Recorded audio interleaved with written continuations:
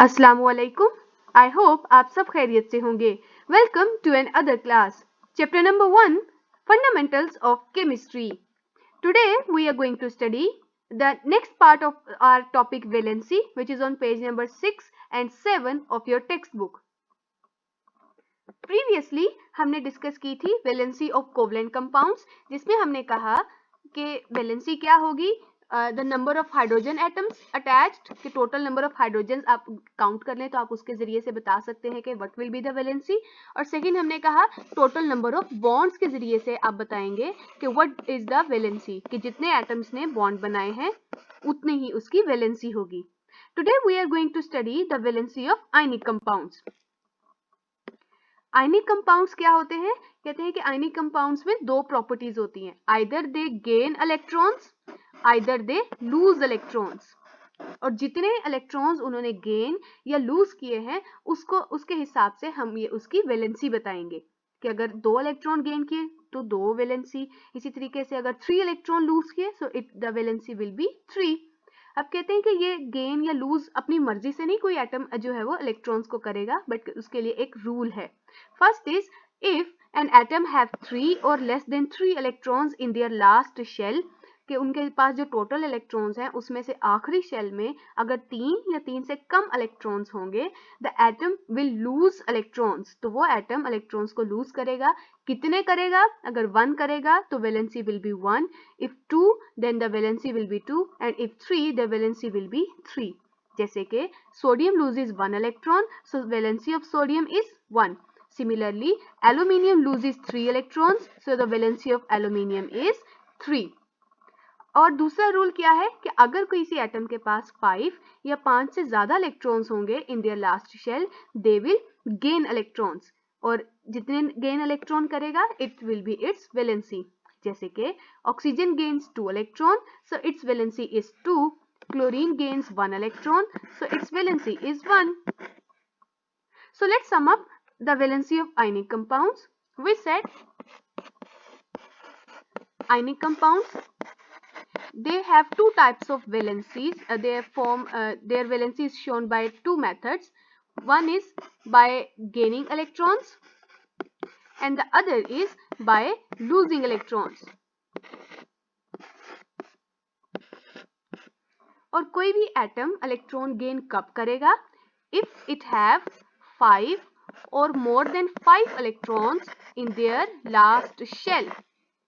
और कोई atom electron lose कब करेगा? When it have 3 or less than 3 electrons in the last shell.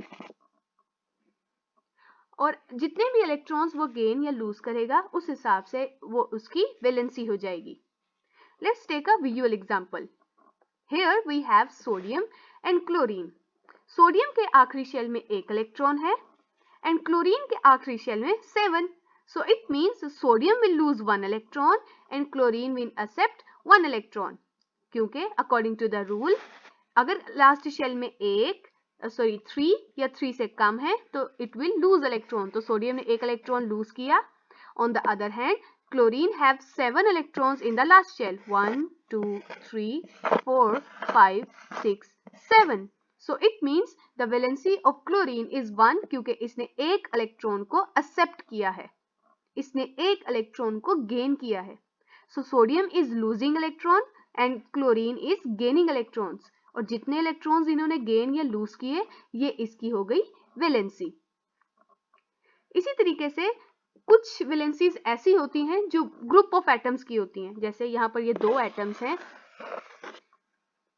और इनकी क्वांटिटी डिफरेंट है तो इनके ऊपर ये चार्ज है, ये इसकी वैलेंसी है.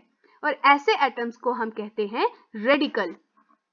बहुत सारे एटम्स जिनके ऊपर कोई चार्ज है, कोई पॉजिटिव या नेगेटिव, तो वो उसको हम कहेंगे रेडिकल. नेगेटिव का मतलब कि इसने इलेक्ट्रॉन्स को गेन किया है और ये नंबर बता रहा है कि टोटल कितने इलेक्ट्रॉन्स को, 3 इलेक्ट्रॉन्स को.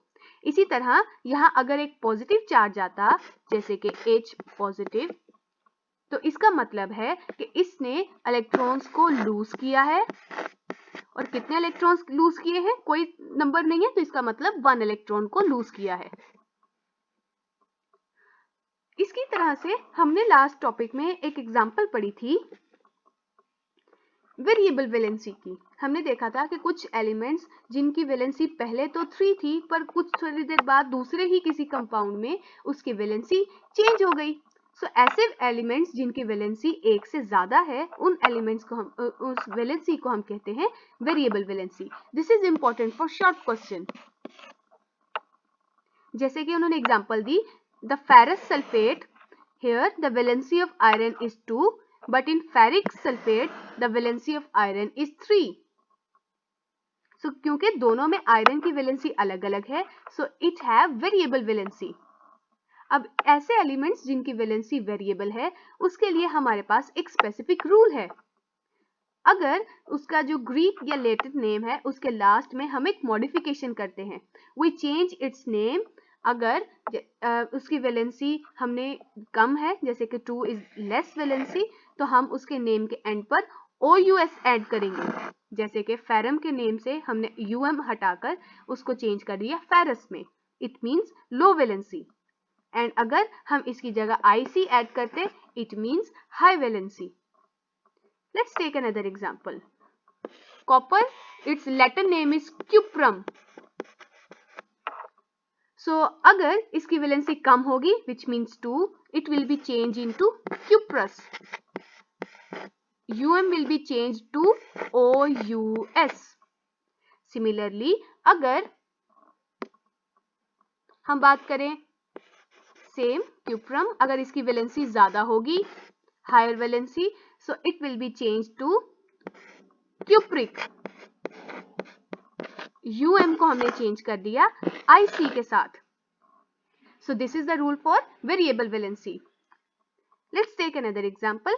Here PCl3, you can see here the valency of phosphorus is 3 but here the valency of phosphorus is 5. So it means the phosphorus show variable valency. Here it will be phosphorus and here it will be phosphoric. So this is your book page, copper, the example of copper. Like copper can exhibit 2 and 3 valency.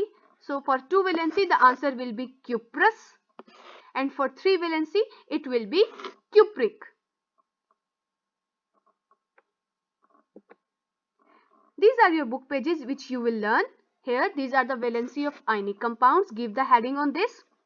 This is the definition of radical.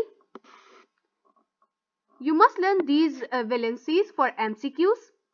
And this is variable valency for short question. It is important, so you must learn all of these by heart. तो आज के लिए बेटे इतना ही। I hope आपको समझ आ गई होगी। Thank you and Allah Hafiz.